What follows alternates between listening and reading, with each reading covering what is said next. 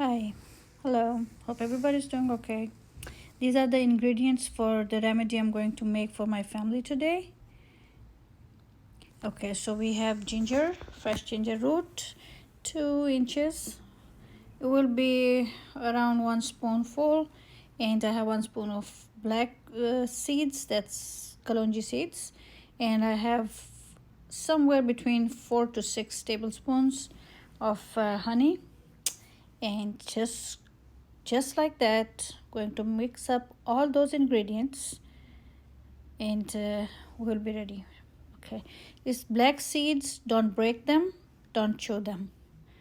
When you take them, do not chew them, you need to swallow them whole. Okay, so that's why you see them here whole, they're going in honey whole. And this is ginger, I grated it, and this is around 1 tablespoon, and that's, like I said, I think it's maybe between 4 to 6 tablespoons is good. You don't have to be precise about that. I mixed everything in this one. A little pungent, a little kick to it, but it's not too strong. It doesn't taste too bad. You just have to take half a teaspoon. That's between 10 to 15 black seeds. That's what is recommended. No more than that, because taking too many of them or a teaspoonful is going to become harmful for the body. So that's the best way to do it. Take a spoon of seeds, black seeds, kalonji, add it to honey, add some fresh ginger in it, mix it, and you're ready. Put it away. Put it in a cool place in the refrigerator or wherever you think it's a cool place, and it will stay up to a week or so, and then you will have to make more. And take once a day for before you eat, 40 to 45 minutes before you have your meal, and or early morning, and that's it, once a day. Because those seeds, whole seeds, will sit in the stomach, absorb the liquids, and then they will explode on their own time. We don't have to break them. That's the way they are supposed to be.